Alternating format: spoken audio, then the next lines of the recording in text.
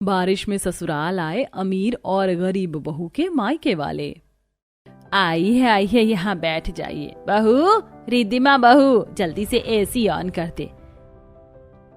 पानी बताइए कैसा पिएंगे, ठंडा या सादा? ठंडा ले आइए। अरे ये यहाँ पर कौन लोग खड़े हुए हैं समधन जी? अरे इन पर ध्यान मत दीजिए, ये तो फालतू के लोग हैं। आप बस आराम से बैठो, अभी पानी लेकर आती हूँ। रिद्धिमा बहू तू भी बैठ जा। सुशीला ऐसे बोलते हुए शिखा के घर वालों को इग्नोर करते हुए और शिखा को घूरते हुए रसोई में गई। शिखा बेटी, तेरी सास को शायद हमारा यहाँ आना अच्छा नहीं लगा। नहीं माँ, वो बस माँ जी भाभी के घर वालों को हैंडल करने में बिजी है ना, इसीलिए शायद हमारे ऊपर ध्यान नहीं दे पा रही है। आप ऐसे मत सोचिए। आइए आप मेरे कमरे में चलिए, वहां बैठ जाना। शिखा ऐसे बोलकर अपने मायके वालों को अपने कमरे में ले गई।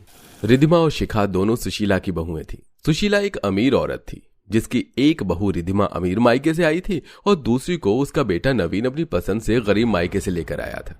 सुशीला अपनी अमीर बहू को पसंद और गरीब बहू को नापसंद करती थी। आज दोनों ही बहुओं के मायके वाले आए हुए थे, जिसमें सुशीला ने रिद्धिमा के परिवार वालों की बेहद ही इज्जत से खातिरदारी की और शिखा के परिवार की तरफ देखा भी नहीं। ये लीजिए जी ठंडा ठंडा बर्फ वाला पानी। वैसे आप लोगों का अचानक कैसे आना हुआ?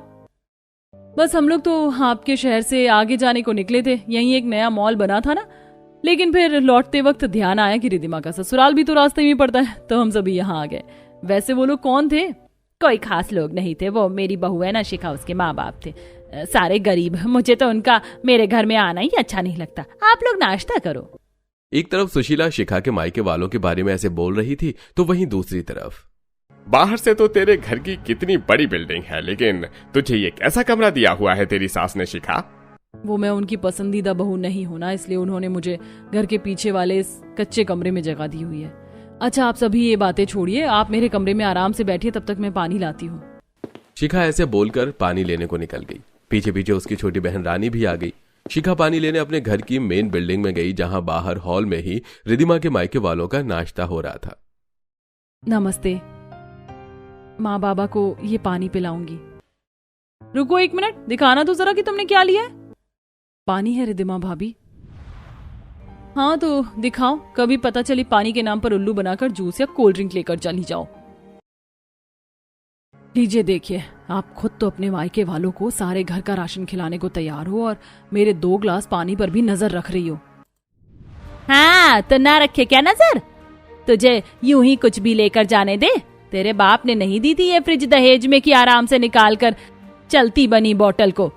जा यहाँ से और सादा पानी पिला अपने मायके वालों को। सुशीला ने ठंडे पानी की बोतल तक शिखा के हाथों से छीन ली, जिसकी वजह से उसकी आंखों में आंसू भर आए। वहीं पीछे से रानी ने भी ये सारा मंजर देखा था, लेकिन उसने शिखा से पहले ही अपना रुख मोड़ लिया। शिखा ने अपने आंसू दबाए और वो सादा पानी ही अपने परिवार के पास लेकर गई। माँ बाबा लीजिए पानी लीजिए। रानी तू भी ले ले। वो फ्रिज में ना ठंडे पानी की बोतल ही नहीं है जो मैं ले आती, इसलिए मैं ये सादा पानी ही ले आई। मेरी दीदी हमें कुछ पता ना चले इसके लिए कैसे अपने आंसुओं को छिपा रही है। आप लोग अब खाने में क्या? शिखा, ओ शिखा, आई माँ जी। शिखा अपनी सास की आवाज सुनकर चली गई। तभी रानी ने अपने माँ बाप को पानी वाली पूरी घटना बताई। माँ, दीदी के ऊपर हमारी वजह से बहुत जुल्म हो रहा है। चलिए हम लोग जैसे आए हैं वैसे यहाँ से चलते हैं।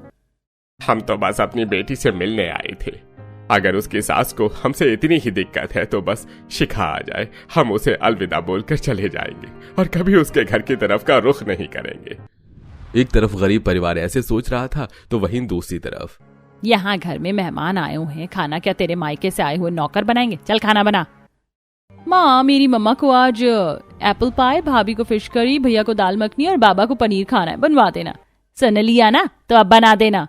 ठीक है माँ जी, मैं ये सब तो बना दूंगी, लेकिन मेरे मायके वाले भी तो आए हैं, उनका क्या? हे भगवान, उन फालतू लोगों का तो मुझे ध्यान भी नहीं था। देख फ्रिज में 3 दिन पुरानी भिंडी पड़ी है, वो बना लेना अपने मायके वालों के लिए।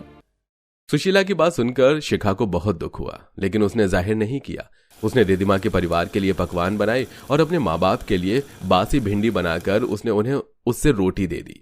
खाना खाकर दोनों ही बहुओं के परिवार वाले अपने अपने घर चले गए, जिसमें गरीब बहू के परिवार वालों से सुशीला एक बार भी तक नहीं बोली। ऐसे ही सिलसिला जारी था और आज के दिन ये ले रिद्धिमा, जब तेरी माँ आई थी तब मैं ये ला नहीं पाई, लेकिन अब ले आई हूँ। ये साड़ी मुझे अच्छी लगी थी, सोचा था समधन जी को दूंगी, लेकिन वो चली गई। कोई नहीं माँ जी, आप मुझे अब दे दीजिए, मैं माँ को दे दूंगी। वाह, क्या किस्मत है रिद्धिमा के परिवार की, पैसा भी है और इज्जत भी मिलती है। तू क्या खड़े खड़े देख रही, नजर लगाएगी क्या मेरी समधन की साड़ी को? चल जा यहाँ से और घर के काम निपटा।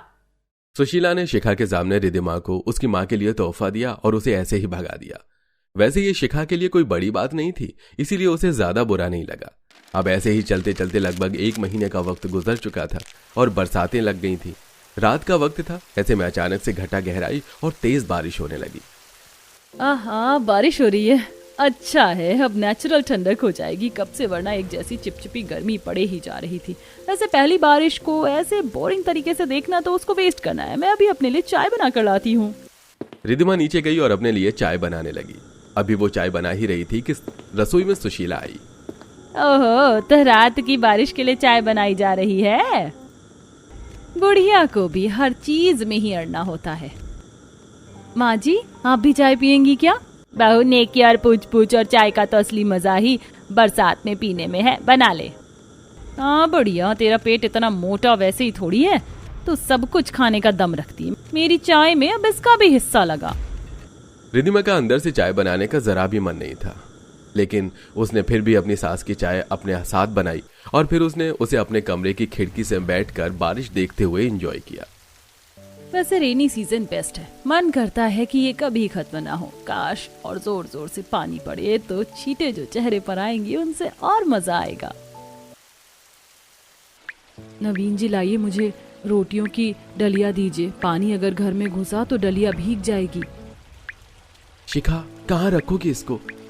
देखो तो जरा कितनी तेज बारिश है, सारी छत भी टपक रही है। टपक ही तो रही है, मैं उसे ऊपर रख दूंगी, भले ही भीग जाएगी लेकिन बहेगी नहीं। अब देखिए तो जरा, बारिश की वजह से बाहर के नाले का पानी घर में आ रहा है, तो इससे तो सामान बचाना ही है। शिखा ऐसे ही सारे सामान को ऊपर ऊंचाई पर रख रही थी, क्योंकि उसके कमरे की छत कच्ची थी, जिसकी वजह से बारिश होते ही वो टपकने लगती है। वहीं दूसरी तरफ बाहर के नालों का पानी भी उसके कमरे में आ जाता था, क्योंकि कमरा नीचे बना हुआ था। आज भी वैसा ही हुआ। सारा सामान तो शिखा ने बचा लिया, लेकिन उनके कमरे में पानी इतना भर गया कि उनकी टांगें घुटनों तक भीगने लगी। कितना गंदा पानी है नवीन जी, अब ऐसे हाथ पर हाथ रखने से कुछ नहीं होगा, अब इस पानी को निकालते हैं। ये बारिश क्यों आ जाती है हमारी मुश्किलों को बढ़ाने के लिए? एक तरफ खुशियों की तरह बारिश बरस रही थी, वहीं दूसरी तरफ बारिश के बस रुकने का इंतजार था। लगभग 2 घंटों तक बारिश आती रही, जिसका पानी नवीन और शिखा 2 घंटे तक निकालते रहे और सारी रात वो गंदगी और कमरे में कीचड़ की वजह से सो भी नहीं पाई। सुबह के वक्त नवीन और शिखा की दीवार से सटे सटे ही आंख लग गई और कुछ देर बाद, अरे ऐसा क्यों लग रहा है जैसे बाहर काफी सारे लोग हैं? नवीन जी कहाँ हैं? याद आया, आज तो उन्हें काम के लिए शहर बुलाया गया था, बाहर जाकर देखती हूँ कि क्या हो रहा है। शिखा जैसे ही बाहर उठकर आई तो उसने देखा कि उनके घर के सामने एक बड़ी काले रंग की गाड़ी खड़ी, जिसके बाहर रिद्धिमा के मायके वाले खड़े थे और सुशीला दरवाजे पर से उनका स्वागत कर रही थी। बहुत ही अच्छा किया जो आप लोग आ गए। समधन जी, हमने सोचा कि हमारे शहर में यो इक्का दुक्का ही बारिश होगी, भी जमकर नहीं बरसेगी, तो हम बारिश एंजॉय करने अपनी बेटी के यहाँ आ गए। हाँ, यहाँ पर बारिश बहुत अच्छी होती है, अंदर आ जाइए। अरे ओ सुन, क्या टुकुर टुकुर खड़ी हुई देख रही है? यहाँ दिखता नहीं है कि घर में मेहमान आए, जा जाकर सभी के लिए नाश्ता बना। सुशीला के बुलाने पर शिखा एकदम शांति से अंदर चली गई और रिद्धिमा के परिवार वालों के लिए नाश्ता बनाने लगी। वहीं दूसरी तरफ सुशीला अपनी समधन को उनका कमरा दिखा रही थी। समधन जी और बेटा आओ, सभी ऊपर आ जाओ, हमारा गेस्ट रूम ऊपर बना हुआ है। ये है आपका कमरा, आप आराम से यहाँ रह लेना। कमरा तो काफी बड़ा और अच्छा है, यहाँ से तो बारिश भी देखने में अच्छी लगेगी। लीजिए अंकल जी, आंटी जी, चाय यहीं रख दे और जा अब यहाँ से अपने कमरे में, और जब बुलाऊं तब आ जाना। सुशीला ने ऐसे ही डांट कर शिखा को भगा दिया। शिखा डांट सुनकर अपने कमरे में आ गई, तो वहीं दूसरी तरफ नवीन, अरे मेरा काम तो बहुत जल्दी निपट गया। एक काम करता हूँ, यहीं पास में शिखा के माँ बाप का घर है, वहां चला जाता हूँ। नवीन शिखा के गांव गया हुआ था, जहां से वो अपने सास ससुर के घर जाने लगा। रास्ते में ही बारिश हो गई और नवीन भीगता हुआ वहां पहुंचा। अरे चलो, शुक्र है मैं यहाँ पहुंच तो गया, अब बारिश से बच जाऊंगा। अरे कोई अंदर है, दरवाजा खोलो। खोल रही हूँ। जीजू। माँ बाबा, आप लोग इतनी खराब हालत के घर में रहते हो और मुझे कुछ नहीं बताया।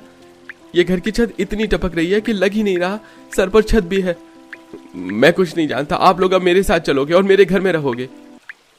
नहीं नवीन बेटा, हम कसम खा चुके हैं, अब वापस अपनी बेटी के ससुराल नहीं जाएंगे। लेकिन क्यों?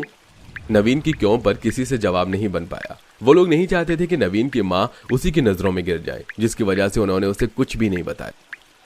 बोलिए माँ बाबा, वो आपकी बेटी का बस ससुराल नहीं, आपके बेटे का घर भी है। अपने बेटे की इतनी से बात नहीं मान सकते आप लोग? नवीन की बातों पर घर वालों से कोई बात नहीं बन पाई। अंत में वो लोग बारिश में भीगते हुए अपने वही मेले कुचैले कपड़े पहनकर ही नवीन के साथ शिखा के ससुराल आने को निकल पड़ी। रास्ते में बारिश और कीचड़ से उनके कपड़े और भी मैले हो गए और बहुत ही बुरी हालत में वो सुशीला की चौखट पर जाकर रुकी। अरे, ये तो मेरे बॉस का फोन है। माँ बाबा और रानी, आप लोग अंदर चलिए, मैं आता हूं अभी। नवीन ऐसे बोलकर उन्हें चौखट पर ही खड़ा हुआ छोड़ गया। अपनी चौखट पर गरीब बहू के माँ बाप को खड़ा देख सुशीला गुस्से में लाल पीली होती हुई वहां आई। तुम सारे भिखारी फिर आ गए। दिखता नहीं है मेरे घर में हाई स्टैंडर्ड वाले लोग आए हुए। क्यों आए हो? समधन जी गुस्सा ना करो, हम लोग तो मना कर रहे थे, दामाद जी जबरदस्ती हमें यहाँ ले आए। अच्छे से जानती हूँ मैं तुम गरीबों की फितरत को। मेरे बेटे को फंसाकर खुद लाई और अब उस पर सारी बात डाल रही हो। जरा अपनी हालत देखो, शर्म आनी चाहिए तुम्हें खुद को मेरी समधन बोलने में। चलो जाओ यहाँ से। सुशीला ने अभी उन्हें ऐसे जलील ही किया था कि पीछे से शिखा आ गई और जब उसने अपने माँ बाप को देखा। माँ बाबा, आप लोग? एक और भिखारन आई। जा, इन सभी को ले जा यहाँ से, समझ आया? अगर रखना हो तो अपने कमरे के बराबर वाले कमरे में रख ले। मेरे बड़े घर में इनकी जगह नहीं है। सुशीला की बात सुनकर शिखा अपने माँ बाप को अपने कमरे के बराबर में बने उस जैसे ही एक कच्चे कमरे में ले गई। माँ बाबा और रानी, आप लोग यहाँ रह लेना। ये कमरा थोड़ा सा छोटा है और छत भी इसकी ज्यादा मजबूत नहीं है। मिट्टी से बनी हुई कच्ची छत है, तो हो सकता है अगर बारिश हो तो आपको कोई दिक्कत महसूस हो। बारिश तो बाद की बात है, तू चिंता मत कर। शिखा अपने मायके वालों के आने से खुश भी थी और उनकी ठीक से खातिरदारी न कर पाने से दुखी भी थी। देखते ही देखते रात हो गई और रात को फिर से काले बादल गहराने लगे। भाभी, काले काले बादल आ रहे हैं, इसका मतलब बारिश होगी। बारिश का ही तो मजा लूटने आए हैं। रिधिमा रेडी हो जा और अपनी सास से भी रेडी होने को बोल दे। इस बारिश को एंजॉय करने हम लोग चलो किसी रेस्टोरेंट चलते हैं। यहाँ कोई गर्मा गर्म खाने का रेस्टोरेंट है जिसका खाना हम बारिश के साथ एंजॉय कर सके? हाँ है ना भैया? हाँ, तो फिर चलो वहीं चलते हैं। मोहित के बोलने पर सारे परिवार का बाहर जाकर खाना खाने का मन बना। कुछ ही देर में सभी तैयार हो गए और बारिश भी तेज हो गई। चलो भाई जल्दी करो, सभी गाड़ी में बैठो, कितनी अच्छी बारिश आ रही है। मैं तो रेस्टोरेंट में जाकर पकौड़े खाऊंगी। सभी एक एक कर गाड़ी में चढ़ गए और रेस्टोरेंट खाना खाने के लिए निकल गए। एक तरफ अमीर लोग बारिश को टहल टहल कर एंजॉय कर रहे थे, तो वहीं दूसरी तरफ अरे नहीं, इसमें भी पानी भर रहा है। माँ बाबा, अपनी बिस्तर मुझे दीजिए। मेरे कमरे में एक मचान है, मैं इन्हें उस पर रख दूंगी। दीदी, हमारा कमरा तो बहुत टपक रहा है, साथ ही बाहर का गंदा पानी भी घर में आ रहा है। रानी, इन कमरों को तो पानी ऐसे ही शिकार बनाता है। एक तो इनकी छतें कच्ची हैं और दूसरा इनकी चौखट नीची है। अब जब तक बारिश नहीं रुकेगी तब तक तो ऐसे ही बेचैनी में ही वक्त गुजरेगा। हम तो यूं सोचते थे कि हमारी बेटी ससुराल में खुशी से रह रही होगी, लेकिन यहाँ पर भी तुझे सारी वही दिक्कतें झेलनी पड़ रही हैं शिखा, जो तू मायके में झेलती थी। मैं अपने आप से बड़ा गुस्सा हूँ। दोनों माँ बाप को शिखा की ऐसी दुर्दशा देखकर काफी बुरा लग रहा था। जब तक बारिश नहीं रुकी, नवीन, गायत्री, शिखा, रानी और जयेश का पानी निकालते हुए और खड़े खड़े ही वक्त कटा। और बारिश रुकने के बाद अच्छा है बारिश रुक गई। माँ, मुझे नींद नहीं आ रही है। भाभी के माँ बाप आए हुए हैं, वरना मैं आपको गेस्ट रूम ले जाता। जब भी बारिश होती है मेरी रात तो दीवार से सटकर ही निकल जाती है। आप लोग भी ऐसे ही सो जाओ। सारा परिवार बारिश के बाद बैठे बैठे ही सो गया। तो वहीं रिधिमा का परिवार खूब बारिश के मजे लेकर गाड़ी से घर लौटा। गर्मा गर्म जलेबी खाकर तो मजा ही आ गया। पैन वैसे मानना पड़ेगा, इस शहर की बारिश से अच्छा कुछ नहीं है। घर आने के बाद रिधिमा के मायके वाले आराम से सो गए। वहीं शिखा के परिवार को जरा भी आराम नहीं मिला। ऐसे ही चलते चलते अब लगभग एक हफ्ता गुजर चुका था। हर रोज ऐसे ही रात को बारिश आती, जो रिधिमा के परिवार के लिए मजा और शिखा के परिवार के लिए सजा बन जाती थी। लेकिन आज का दिन कुछ अलग था। आज सुबह से ही बारिश थी। ये बारिश ने तो आज सुबह से ही चैन छीना हुआ है, पता नहीं कब रुकेगी। बस पानी ही निकालते रहो। मौसम को मत कोस पागल, हर मौसम जरूरी है। शिखा, ओ शिखा, यहाँ। सुशीला ने शिखा को बुलाया। जब से तेरे मायके वाले आए तू बस उनकी सेवा में ही लगी रहती है। जा रसोई में जाकर पकौड़े और चाय बना, आज हम लोग गार्डन में उसे एंजॉय करेंगे। अरे ये यहाँ क्या हो रहा है? बाबा, यहाँ पर टाइट कर दूं क्या? नहीं, थोड़ा और खींच। आज रिधिमा के मायके वाले बारिश को अपनी बेटी के लॉन में एंजॉय करने वाले थे। कुछ ही देर में तेज बारिश में उन सभी ने अपना टेंट लगा दिया और सभी उस टेंट के नीचे कुर्सियां डालकर बैठ गई। वहीं उनके लिए चाय और पकौड़े शिखा लेकर आ रही थी। लीजिए सभी, चाय ले लीजिए। मैं ढककर लाई हूँ ताकि बारिश की बूंदें इसमें ना आई हों। बेचारी मेरी दीदी।